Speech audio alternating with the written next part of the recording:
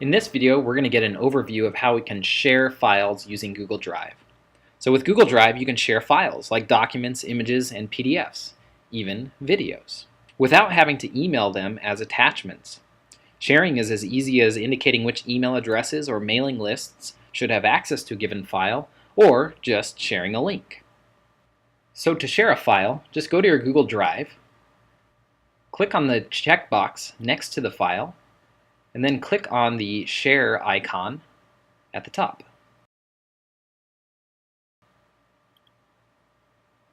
This brings up your sharing settings. Notice you get a link that you can share. Now you can control who can view this link using the visibility options right here. Currently, it is set to private and only the people listed below can access. So below we see all the people with which this file has been shared with specifically, and right now that's just the owner. So to change the visibility options, just click Change, and you can choose any one of these: private, people at Lutheran High School with the link, Lutheran High School, anyone with the link, and public on the web. So you can choose visibility option, set the access level, and hit Save. And now people at Lutheran High School who have the link can view. So you can just send out this link and these people would be able to view it. Now you can also share with specific individuals, and you would invite them by typing their email addresses in this box down here. Now you can also set the access level here as you're adding them. It's automatically checked to notify people via email, and you can add a message if you'd like. You can also use the group email addresses like teachers@lhsoc.org, and that would actually add every teacher to this list. You can also type in contact groups that you have created. So if I want to send something to the ISP team, it contains 4 contacts, and it adds everybody's email address right in there very quickly. Now before you invite the people, you want to set the access level. You can choose from Can Edit, Can Comment, and Can View. You can also choose to notify the people via an email or not, and if you do, you can also add a message, just telling them what the file's about or whatever other message you'd like. Then when you're done, click Share and Save. Notice if you skip sending an email notification, folks will have to sign in before they notice what you've shared.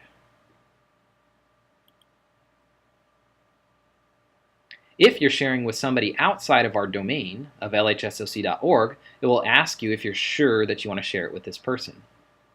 I think Brad Ermeling's a pretty safe guy to share this with. Now you can review who you are sharing this file with. So who has access to the link? It would be people at Lutheran High School with the link can view. It shows who the owner is. It shows individuals who this file is shared with and their access level. You can change this at any time. And you can also delete people so they no longer have access by clicking the X and saving your changes. You can also set different access levels for different people. And you can also invite other people, like maybe your students, for instance. Notice that students are outside of our domain, so you will have to click yes that you do want to share it with them. So when you're done and everybody has the appropriate access, just hit Done. Now if you ever want to get back and see who you're sharing this with, go ahead and just click on the box again and hit the sharing icon, and you get your sharing settings dialog again. There are other ways to get there. You can right-click on a document and you can get to sharing through here, and if you click Share, you get to your sharing settings. If you right-click on the document and go to Share, you can also email all the collaborators who have access to this document. You can see the list here, and you can also choose who you'd like to send this email to. You can also right-click and go to Share, and email this document or file as an attachment. If you're editing a file, you can also share with others. In the upper right-hand corner, if you click Share, you get back to that same sharing settings dialog.